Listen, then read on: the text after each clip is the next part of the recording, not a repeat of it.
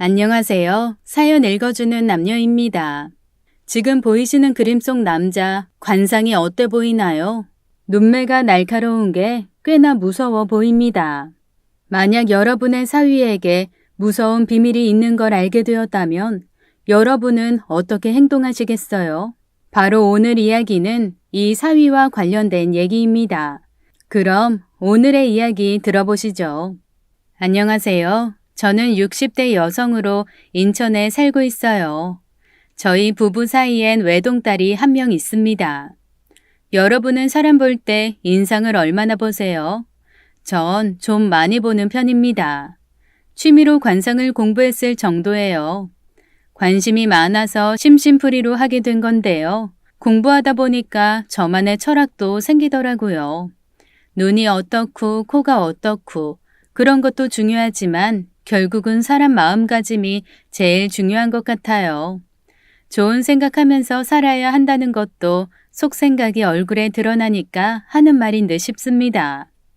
옛날에 또 장맛은 찍어 먹어봐야 알고 사람은 겪어봐야 안다는 말이 있잖아요. 너무 생김새만 보기보다는 그 사람을 직접 겪어보는 것도 필요하고요. 나이가 들면 그동안 살아온 세월이 얼굴에 묻어나는 것 같아요. 개인적으로 온화한 표정이 좋아서 그렇게 보이려고 노력을 좀 하는 편입니다. 갑자기 그때가 생각나네요. 전 외동딸이 하나 있는데 사위를 처음 봤을 때가 떠오릅니다. 우리 딸은 30대 초반에 결혼을 했어요.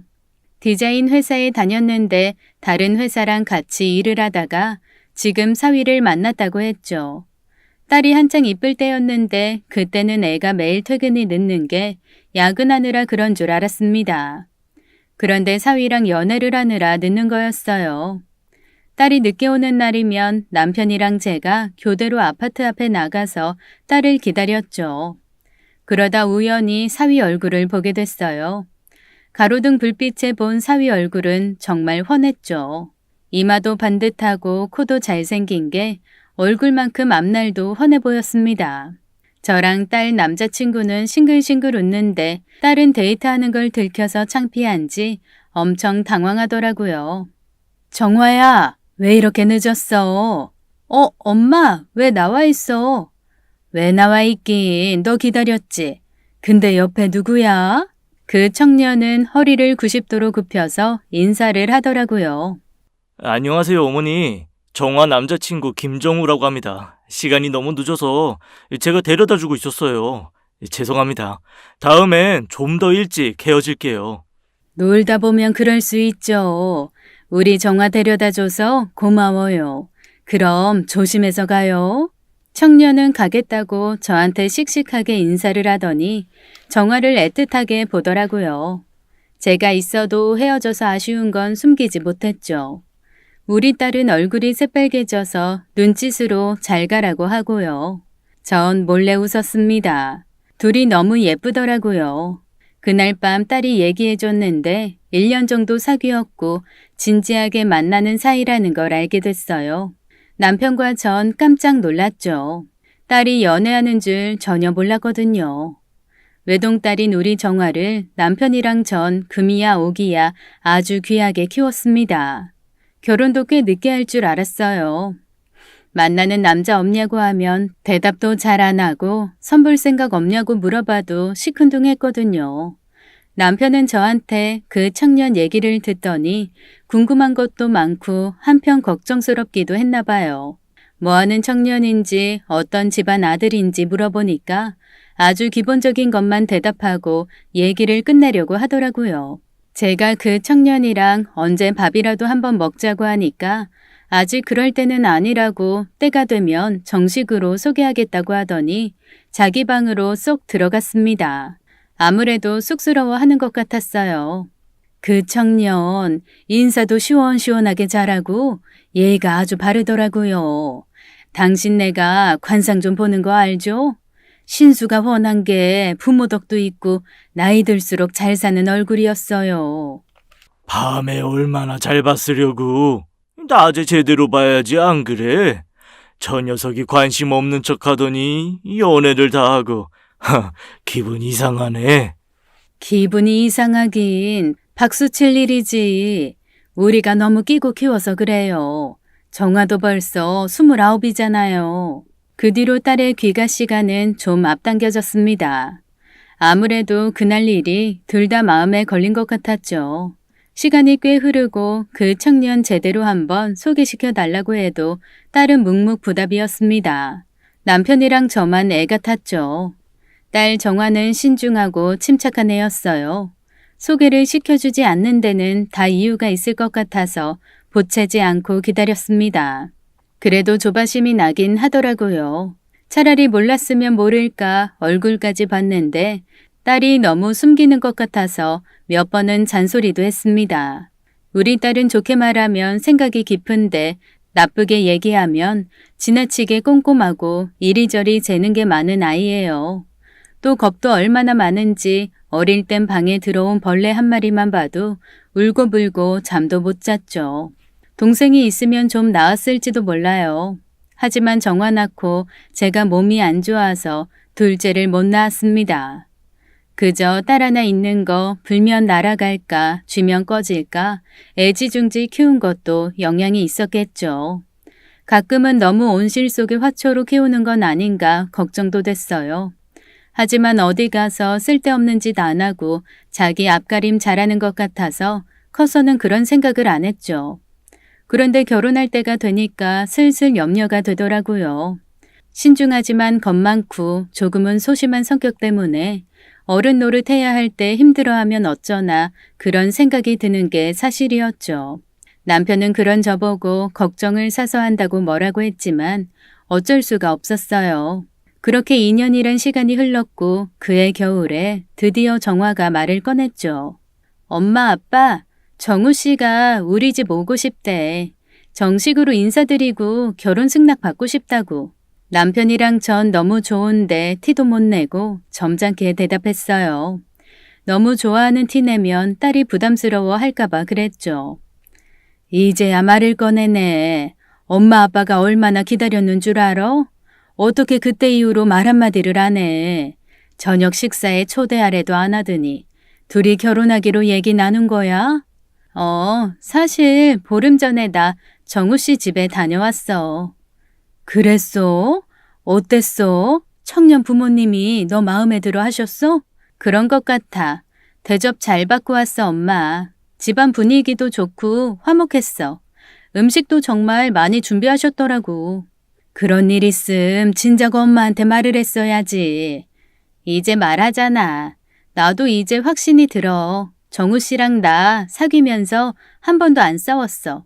성격도 잘 맞고 취미도 비슷하고 이런 사람이면 결혼해도 될 것 같은데 엄마 아빠 보기엔 어떨지 모르겠네. 바로 그 주 주말 정우라는 청년이 우리 집에 왔어요. 양복을 잘 차려입고 한우랑 과일 바구니를 들고 왔더라고요.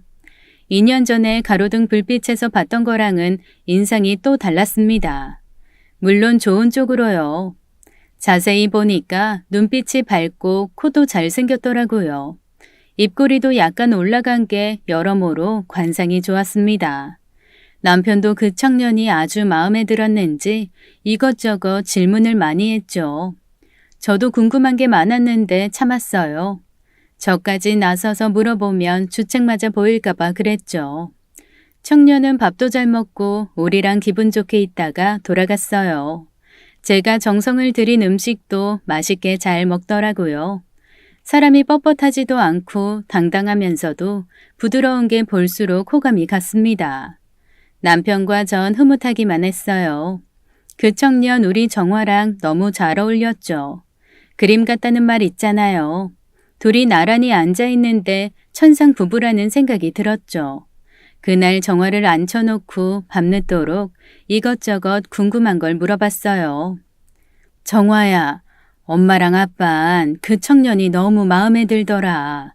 말해봐. 2년 동안 연애하면서 싸움 한 번 안 했다는 게 사실이야?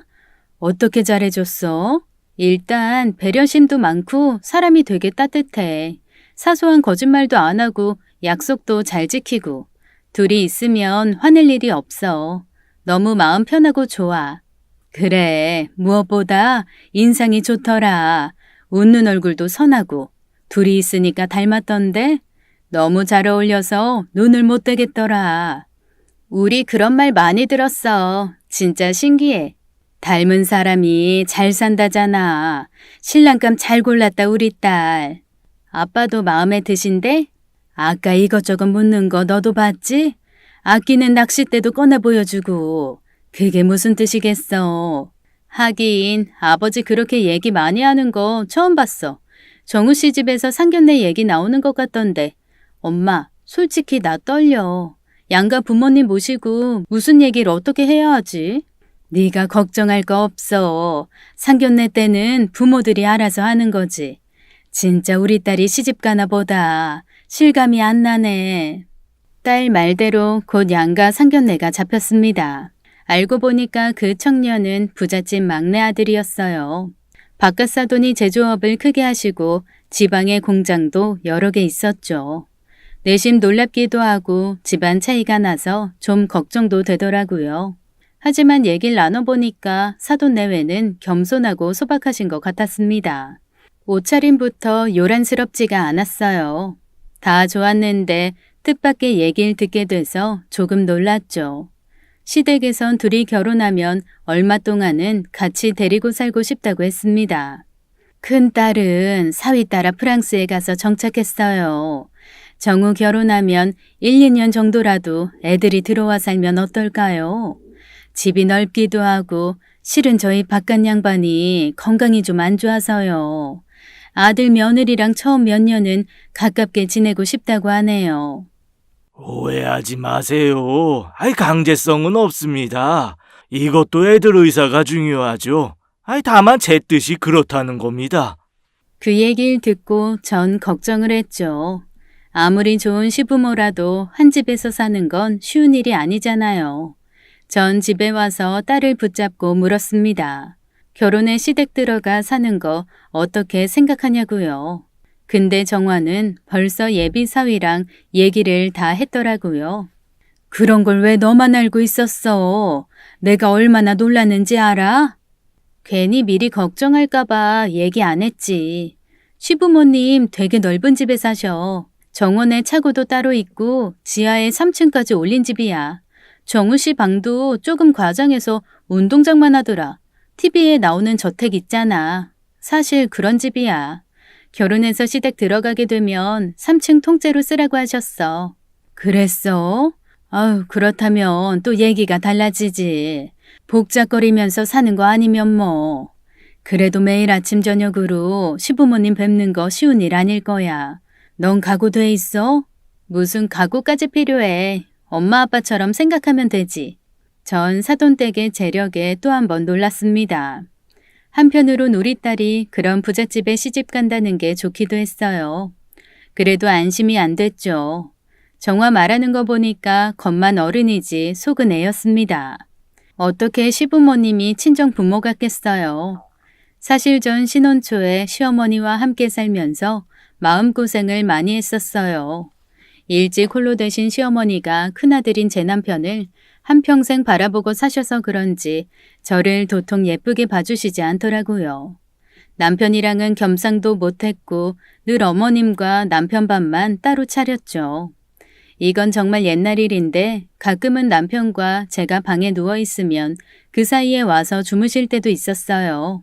또 우리 딸을 임신했을 때 그렇게 빵이 먹고 싶었는데 남편이 져준다고 빵을 사오는 족족 어머님이 숨겨두셔서 못 먹었던 기억도 있습니다. 그때 저도 엄마한테 전화해서 엉엉 울었던 기억이 생생해요. 정화 낳고 어머님은 얼마 안 돼서 돌아가셨어요. 이미 시간이 한참 지났는데 그런 기억은 왜 흐려지지도 않는지. 딸 정화가 시댁 들어가 산다니까 걱정부터 되는 게 저로선 당연했죠. 그렇지만 시대가 달라졌고 정화가 시부모님 너무 좋다고 하니까 조금은 안심이었습니다. 또 그렇게 넓은 집이라면 신혼생활 방해받지 않고 잘 살 수 있을 거란 생각이 들었죠. 시부모님이 엄마 아빠 한번 초대하신대. 나중에 우리 신혼살림 들어가면 그때 보러 오시라고 하셨어. 우리 어떻게 사나 궁금해하실 거라면서. 그러면 너무 좋지. 그래도 정화야 쉽진 않을 거야. 남편이랑 사는 것도 처음엔 생각보다 낯설 거고 조금씩 적응을 해야 할 거야. 걱정 마, 엄마. 내가 잘할게. 딸이 씩씩하게 나오니까 저도 안심이 됐죠. 곧 청첩장도 나오고 해서 전 지인들에게 우리 딸 결혼한다고 얘기를 했습니다. 점심 사주면서 결혼 준비 어떻게 하고 있는지, 사위는 어떤 사람인지, 신혼집은 어디에 마련했는지 그런 얘기를 하는데 어렸을 때부터 저를 그렇게 시기 질투하던 동창이 뼈있는 말을 하더라고요. 딱 봐도 네 딸이 아깝네. 신랑 인상이 좀 그렇다. 넌 관상 공부한다는 애가 사위 얼굴도 안 봤니? 무슨 소리야. 우리 사위 얼굴이 뭐가 어때서. 동창은 청첩장에 있는 딸과 사위 사진을 보면서 얘기를 했어요. 걔는 제가 관상 공부한다는 걸 알고 자기도 해보고 싶다고 하더니 어느 돌팔이한테 가서 공부를 했더라고요. 전 어디 가서 함부로 관상 얘기 안 하는데 그 동창은 조금 공부한 것 같고 이러쿵저러쿵 늘 말이 많았죠. 다른 동창 애들한테도 그렇게 말한 적이 있어서 놀랍지도 않았습니다. 그래도 우리 사위 얘기니까 신경은 쓰였어요. 눈 사이가 좀 좁은 거 아니야? 콧구멍도 보이고.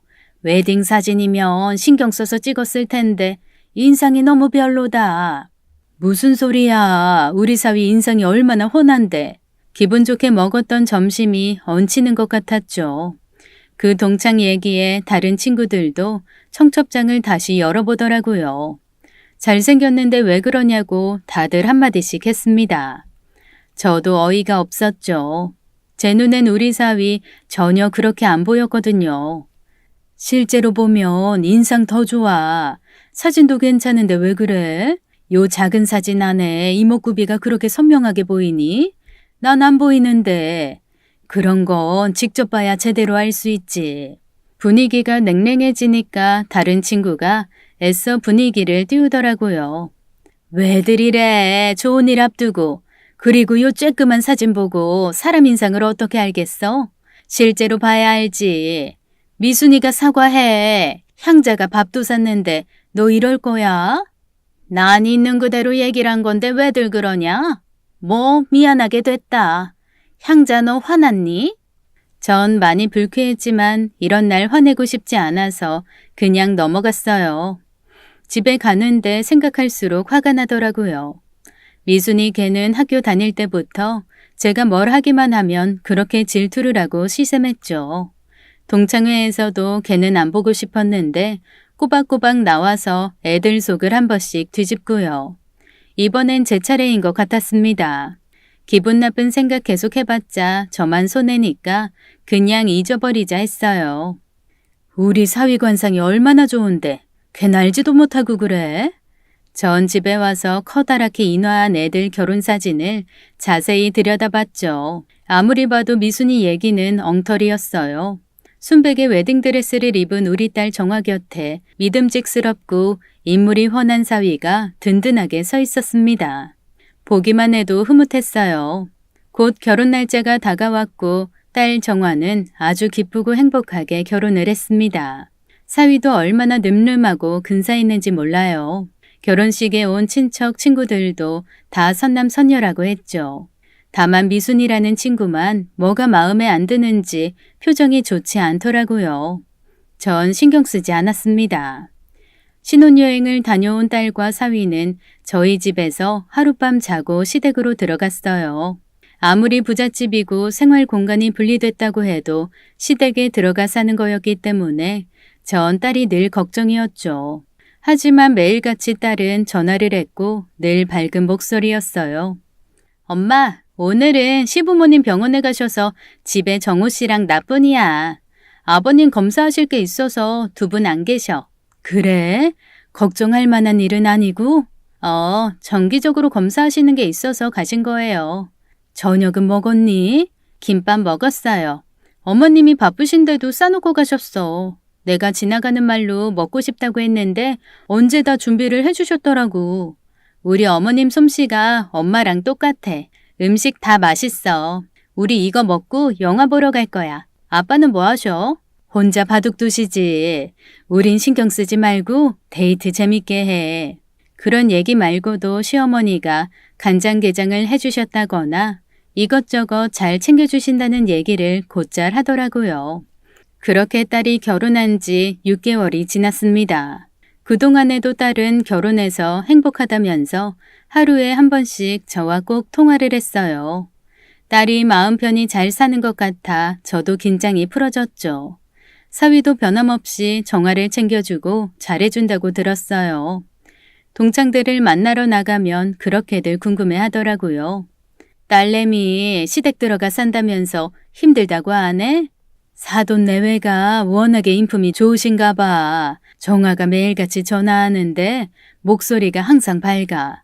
집도 대저택이라면서. 정화가 시집은 진짜 잘 갔다.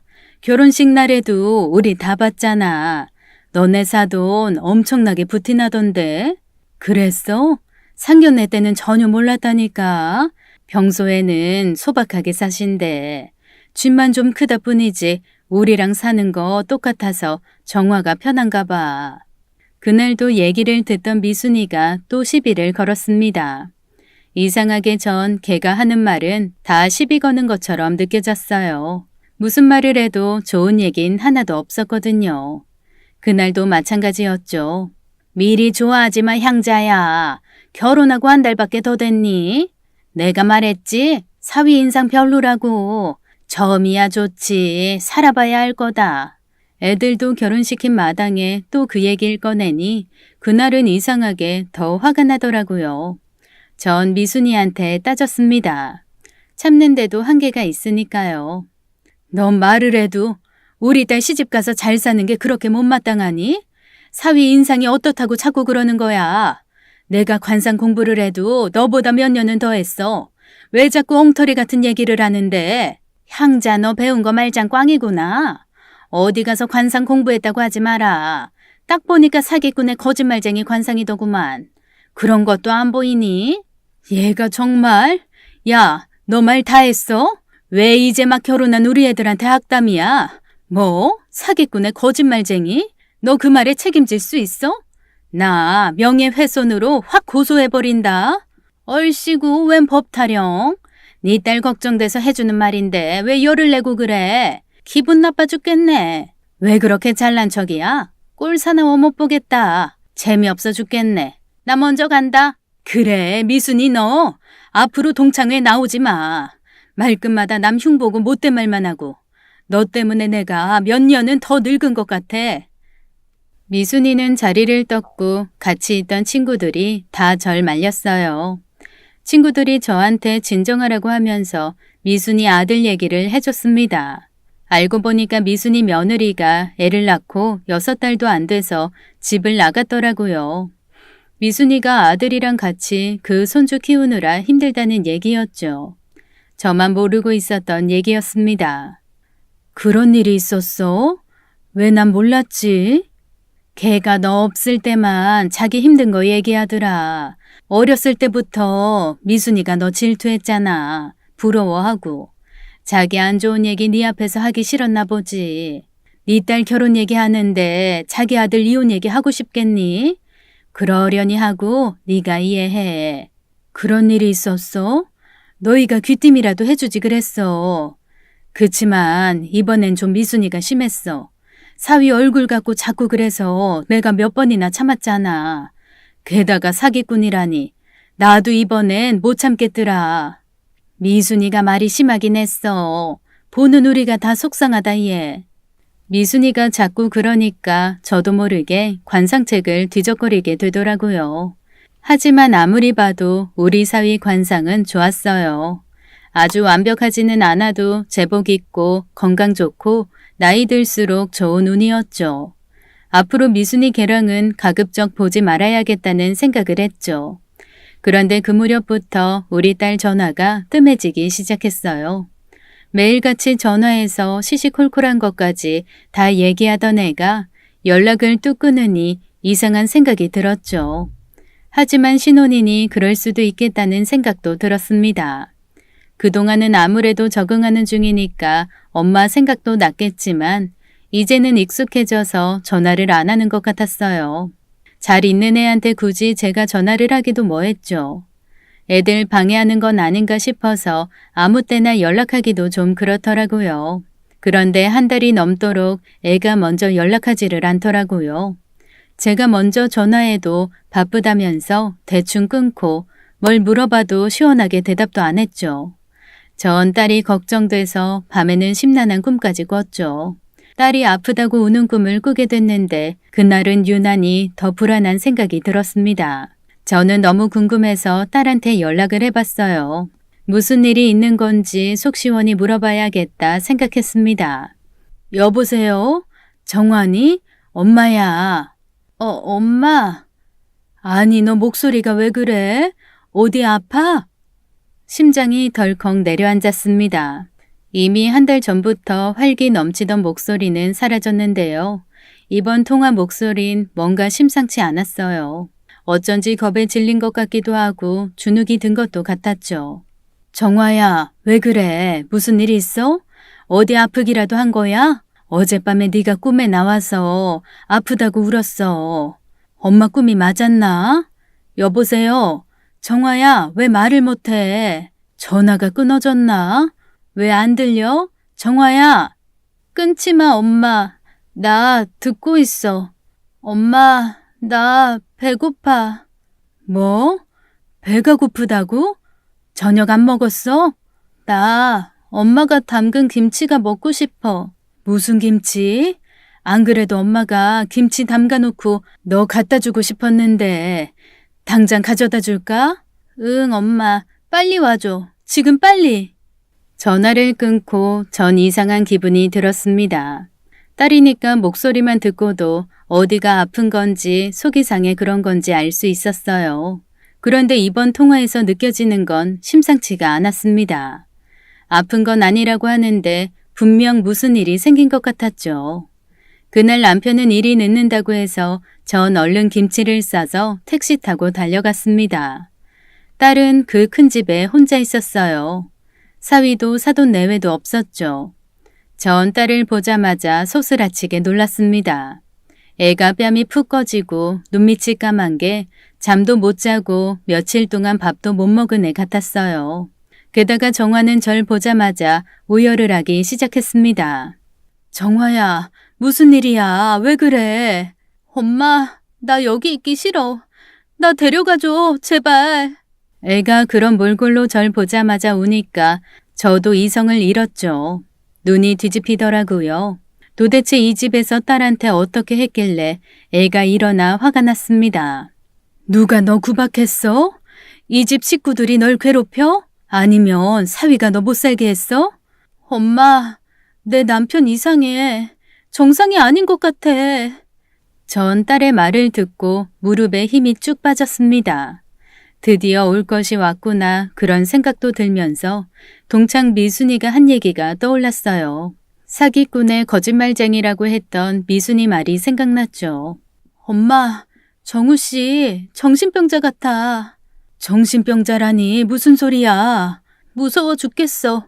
얼른 도망가야 돼. 사이코패스 같다고. 엄마, 이것 좀 봐봐.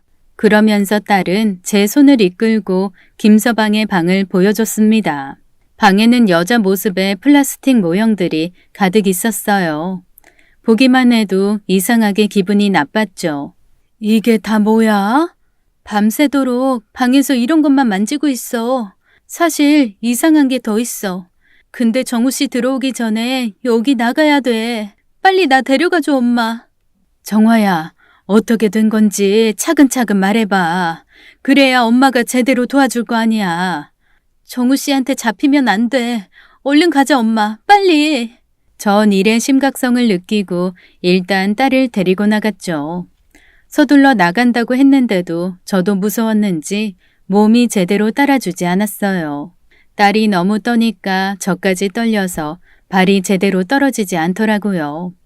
간신히 딸을 데리고 대문까지 내려왔는데 그때 사위와 마주치고 말았습니다. 순간 얼마나 놀랐는지 식은땀이 나고 숨이 멎는 것 같더라고요. 딸의 손을 잡고 있었는데 애 몸이 순식간에 굳어지는 게 느껴졌습니다.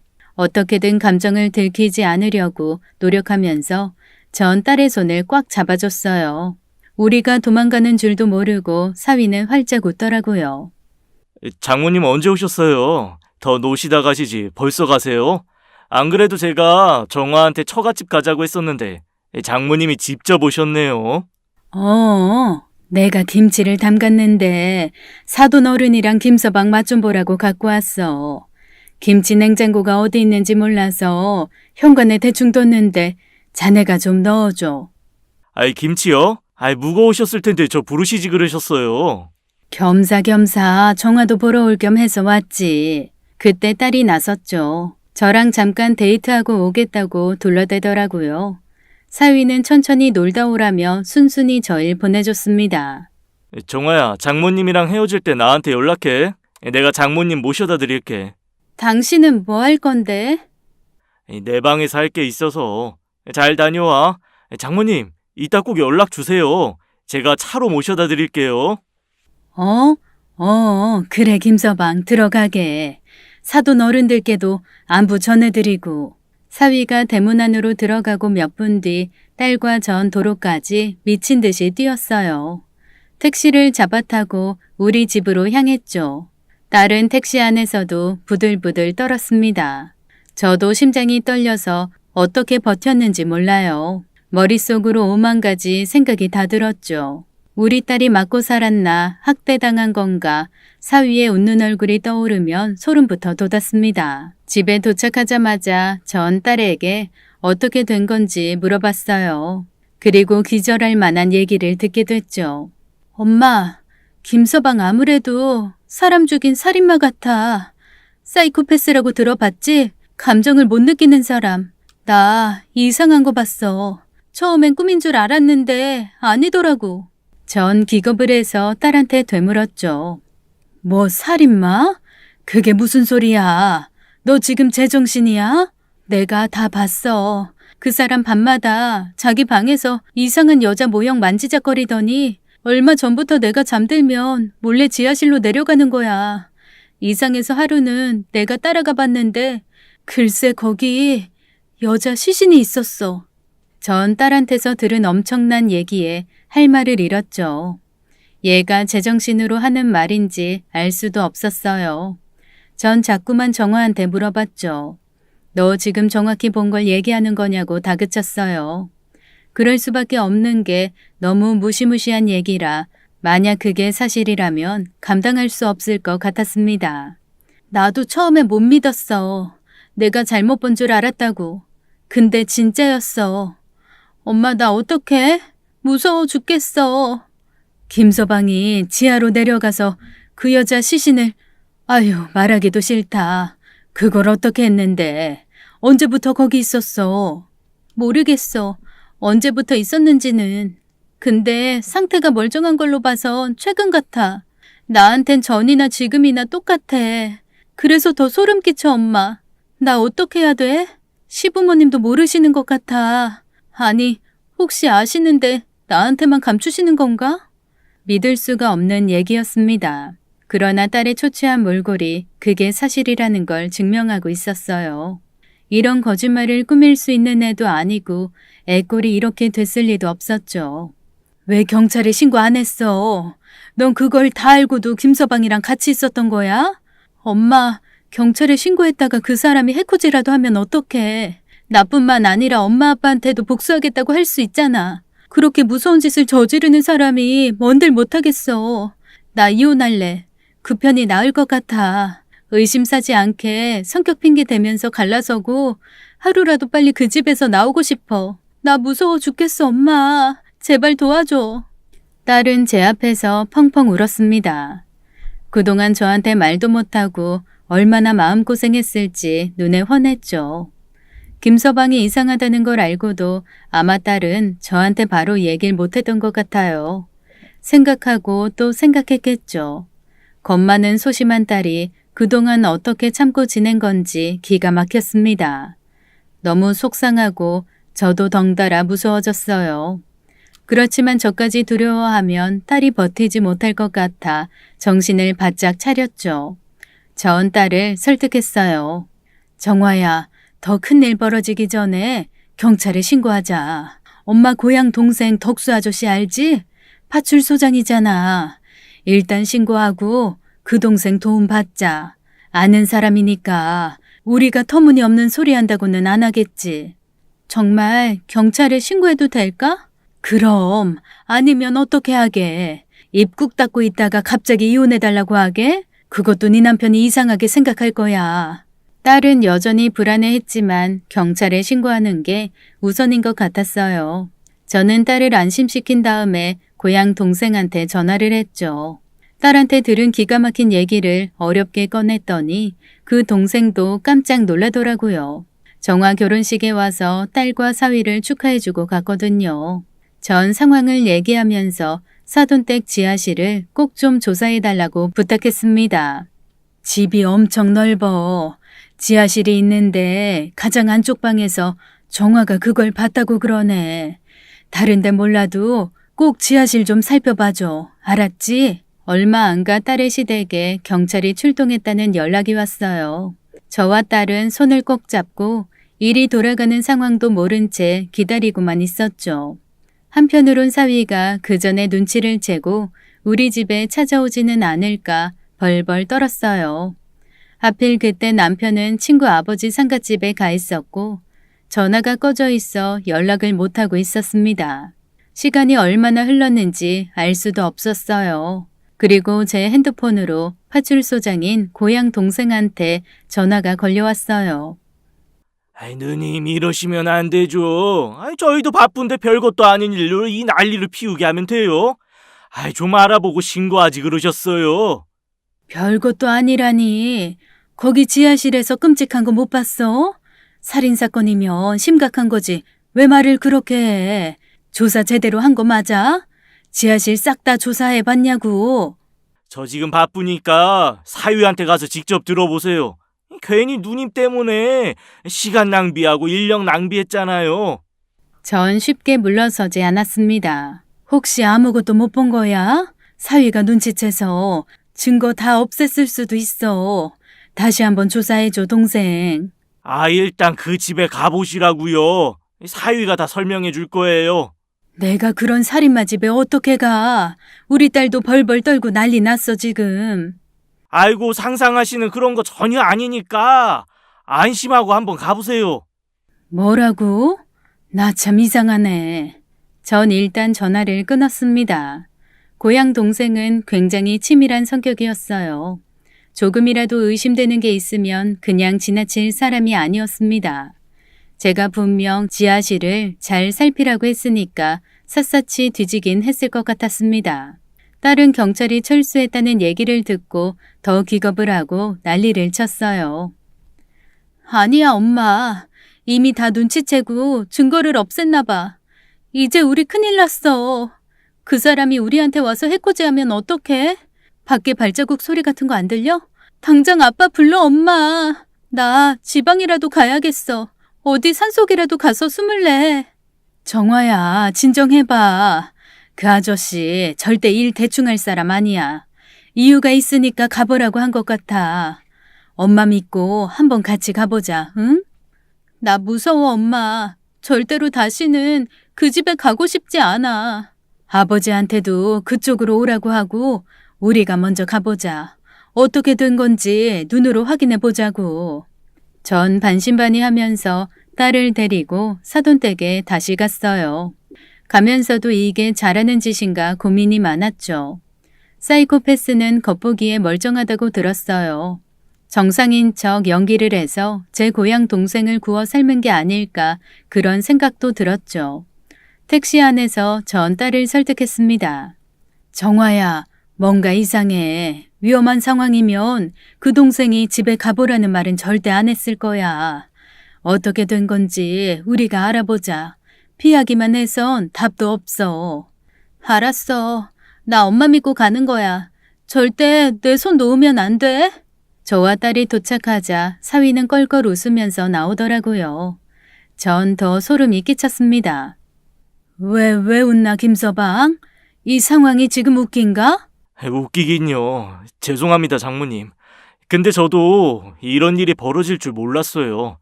집에 경찰이 출동하는 날이 다 있네요. 저 한번 따라와 보시겠어요? 보여드릴 게 있어요. 저는 따라가려는데 딸이 절 말렸죠. 따라가면 안 된다고 귓속말을 하더라고요. 위험할 수도 있다고요. 저희가 멈칫하니까 사위가 돌아서서 이렇게 말했어요. 생각하시는 그런 거 아니에요. 지하실에 가보시면 알아요. 정화야, 장모님이랑 같이 지하실로 내려가자. 어? 그때까지도 저와 딸은 손을 꼭 잡고 벌벌 떨고 있었죠. 손바닥에 땀이 흥건해질 정도로 너무 긴장이 되더라고요. 꼭 도간에 든 쥐 같다는 생각이 들었어요.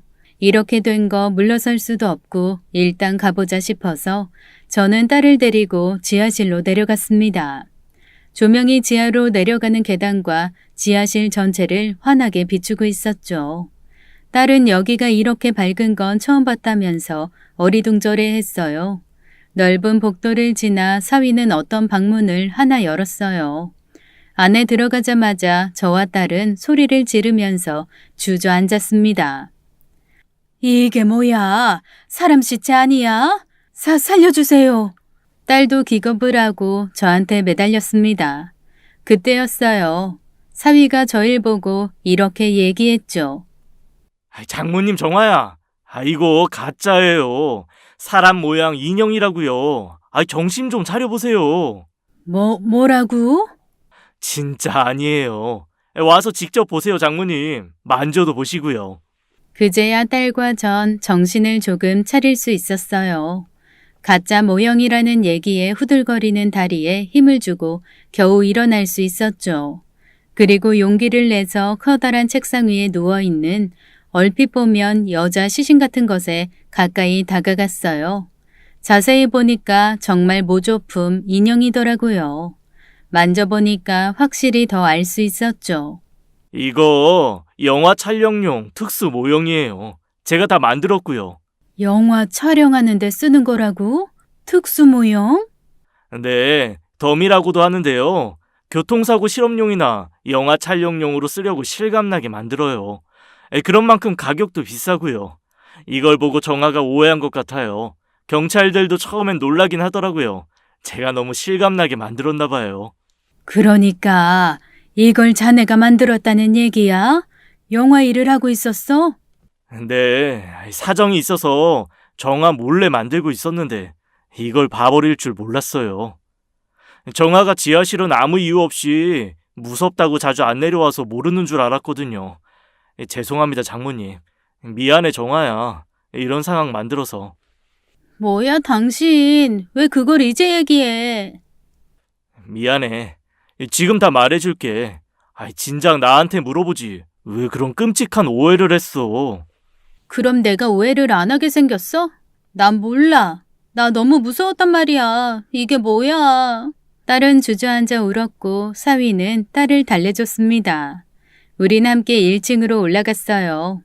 냉수를 들이키고 나서야 정신이 좀 들더라고요. 사위가 왜 이런 일이 생긴 건지 처음부터 말해줬죠. 사위는 결혼하고 얼마 되지 않아서 회사의 구조조정으로 정리해고가 된 상황이었대요. 하필 결혼한 직후라서 차마 우리 정화한테는 말 못하고 뭘 하면서 살아야 할까 고민이 많이 됐다고 했죠. 제가 어릴 때부터 손재주가 좋았거든요. 제 방에 플라스틱 사람 모형 잔뜩 있는 거 보셨죠? 그걸 피규어라고 하는데 피규어나 블록, 조립의자 같은 가구들도 다 직접 만들었고 그게 할수록 재밌더라고요. 그래서 이참에 뭘 만드는 걸 해보자 싶었고 관련된 일을 알아보다가 영화 촬영 소품 만드는 일을 찾게 됐어요. 일이 들쑥날쑥한 프리랜서였지만 이쪽 일 경험도 쌓을 겸해서 해보기로 한 거였답니다. 그중 하나가 실리콘으로 여자 시신을 만들어보는 거였고요. 영화가 워낙 다양한 주제를 다루다 보니까 그런 것도 만들게 된 거였죠. 저도 사위한테 듣지 않았으면 그런 직업이 있는 줄도 몰랐을 거예요. 정아는 그걸 보고 사위가 나쁜 범죄를 저지른 걸로 오해했고요. 저와 딸은 비로소 마음을 놓을 수 있었습니다. 난 또 뭐라고. 정화야 들었지? 우리가 참 끔찍한 상상도 했다. 김서방, 우리 모녀는 큰일이 난 줄 알고 겁을 잔뜩 먹었었네. 미안하게도 했어. 경찰까지 출동하게 만들고. 죄송해요. 사실 제가 회사에서 해고되는 바람에 이렇게 됐어요. 저한테 많이 실망하셨죠? 딸은 사위 앞에서 펑펑 울었습니다. 그런 줄도 모르고 오해했다고요. 여보 미안해. 나 아무것도 모르고 당신을 사이코패스 살인마로 오해했어. 그러니까 진작 말하지 그랬어. 내가 얼마나 괴로웠는 줄 알아? 하루하루 피가 말랐다고. 당신이 옆에 오면 숨도 못 쉴 정도로 무서웠어. 이제 나한테 하나도 숨기면 안 돼? 우리 부부잖아. 그러게 날 왜 속여서 일을 이 지경까지 만들어? 미안해, 정아야. 사실대로 말 못해서. 내가 다 잘못했어. 앞으론 사소한 것까지 다 말할게. 내가 언제 거짓말하는 거 봤어? 이번에 해고당한 건 내가 너무 면목이 없어서 말할 기회를 놓쳤어. 지금 하는 일 자리 잡으면 말하려고 했는데 내가 생각이 짧았다. 미안해. 울지 마, 정아야. 사위는 우는 딸을 정성으로 달래줬죠. 사실 울고 싶은 건 저였습니다. 어처구니 없는 오해로 고향 동생까지 동원해서 경찰까지 출동시키고 망신살이 제대로 뻗쳐서 쥐구멍이라도 있으면 숨고 싶었죠. 사돈 내외가 아시면 고개도 못 들 일이었어요. 다행히 사위는 그 일을 비밀로 해주기로 했죠. 곧 남편이 왔고 자초지종을 설명했더니 저와 정화를 혼내더라고요. 정아, 넌 남편을 그렇게 못 믿어? 겁먹고 온갖 상상할 시간에 직접 물어봤어야지. 그리고 당신은 사위 관상을 그렇게 좋다더니 딸이 한 엉뚱한 얘기에 경찰까지 출동을 시켜? 모녀가 아주 잘한다. 당신도 한번 가서 봐요. 정화가 안 그러게 생겼나. 얼핏 보면 진짜 같다니까요. 사위 실력이 보통이 아니에요. 그래? 그럼 한번 가서 봅시다. 김서방, 앞장서 보게. 사위는 우릴 데리고 다시 지하로 내려갔죠. 남편은 사위가 문을 열자마자 우리보다 더 큰 소리를 지르면서 뒤로 넘어졌어요. 딸이 간신히 웃음을 참는 게 보였죠. 내 말이 맞죠? 나도 얼마나 놀랐는지 몰라요. 진짜 여자 시체 같잖아요. 이렇게 실감나게 만든다고? 아이고, 깜짝 놀랐네. 한번 가까이서 보자. 아이고, 끔찍해. 큰 소리 치던 남편은 뒷걸음질을 쳤고 전 다시 그 덤이라는 사람 모형을 살펴봤어요. 정말 끔찍하다는 소리가 나올 정도로 그 사람 모형은 진짜 시체 같아 보였죠. 알고 보니 사위의 손재주, 아니 실력이 아주 출중한 거였습니다. 그렇게 소동은 마무리가 됐어요. 우린 아무 일도 없었다는 듯 사돈댁을 나와 집으로 돌아갔죠. 딸은 모든 오해가 다 풀리고 나서야 배시시 웃더라고요. 그동안 스트레스 때문에 못 먹고 못 잤는지 이제야 정말 배가 고프다고 하면서 제가 담가준 김치에 밥을 사발로 먹는 걸 보고 나왔죠. 여보, 정말 별일이 다 있네요. 정아, 저 겁장이가 얼마나 무서웠겠어? 근데 사위 실력도 대단하네.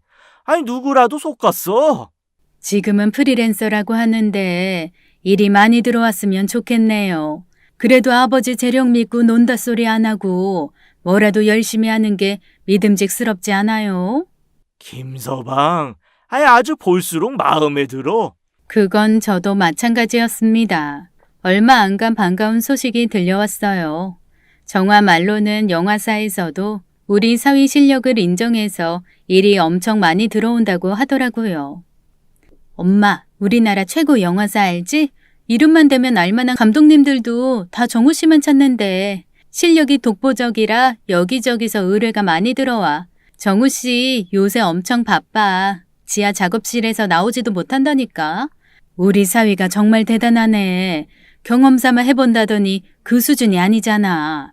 어머님 아버님도 처음엔 싫어하셨는데 정우 씨가 설득했어. 그리고 엄마, 그런 인체 모형 가격이 생각보다 엄청 비싸더라고. 나도 알고 깜짝 놀랐어. 정우 씨가 주문받아서 제작하는 건 몇 천만 원에서 억대까지 간대. 전 딸 얘기를 듣고 정말 놀랐어요. 사위 실력이 좋으니까 까다로운 주문도 많이 들어오는 것 같았습니다. 사위는 차분히 입지를 다지더니 점점 작업 실력을 뽐내게 됐어요. 차차 실력 있는 특수 분장사로 승승장구하게 됐죠. 그 후에 동창회에 나가면 친구들이 한마디씩 하더라고요. 향자 사위가 재주가 좋네. 딸 결혼시킬 때는 분명 회사원이라고 했잖아. 특수분장인가 뭔가로 그렇게 돈을 잘 번다며?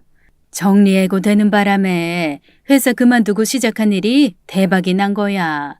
원래도 손재주가 좋았대. 이것저것 직접 잘 만들고. 전 친구들의 부러움을 한 몸에 받았죠. 그러나 잘난 척하고 싶진 않았습니다. 사위가 잘 나가는 거지 제가 잘 나가는 건 아니었으니까요. 그런데 한 친구가 이런 얘기를 꺼냈죠. 미순아, 너 향자 사위 보고 거짓말쟁이라고 했잖아. 아니다. 사기꾼이라고 했던가? 어디가 거짓말쟁이고 사기꾼인데? 지금이라도 해명해봐. 그래, 내가 잘못 봤다. 됐니? 사람이 실언할 수도 있지. 꼭 그 얘기를 지금 꺼내야 속이 시원해. 저는 딴 곳으로 얼굴을 돌리고 몰래 웃었죠. 통쾌한 것보다 미순이가 좀 귀엽게 느껴졌어요. 고등학교 때부터 어쩌면 그렇게 한결같은 모습인지 그 사이 저도 변했는지 미순이가 그러는 게 밉지가 않더라고요. 미순아, 네 말 절반은 맞고 절반은 틀려. 뭐? 무슨 말이야? 너도 나 놀리냐? 아니야. 우리 사위 회사 그만둔 거 비밀로 하고 있다가 한바탕 난리가 났었거든. 지금은 오해가 풀렸지만. 그치? 내가 영 엉뚱한 얘기는 안 한다니까. 그래도 얘, 난 네가 부럽다. 딸도 똑똑하고 사위도 그렇게 잘 나가고. 복이란 복은 네가 다 가진 것 같아. 에휴, 난 가볼란다. 우리 소녀 어린이집 끝나기 전에 가야 돼. 애 보는 게 보통 일이 아니야. 팔다리 안 쑤시는 데가 없고. 미순아, 이거 갖고 가. 이게 뭔데? 사위가 만든 애들 장난감인데 가져가서 손녀 갖고 놀게 해. 내가 특별히 부탁해서 가져왔어. 뭘 이런 걸 다 챙겨오니?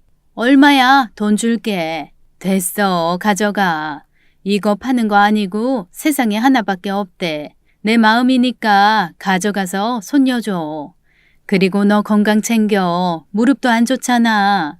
그렇게까지 마음 써줄 건 없는데 어쨌든 고맙다. 미순이는 새침하게 대답하고는 먼저 일어서더라고요. 그 이후 저한테 뾰족한 것도 사라지고 전보다는 잘 지내게 됐죠. 물론 관상 얘기는 둘 다 하지 않고 있어요. 어줍잖은 지식으로 서로 마음 상하는 말 하느니 입 꾹 다물고 있는 게 좋더라고요. 우리 사위는 그 뒤로도 일이 잘 풀려서 회사까지 차렸어요. 이 분야에서 최고라고 인정받기 위해 직원들과 함께 왕성하게 일하고 있죠. 게다가 딸 정화가 임신까지 하면서 경사가 겹쳤습니다.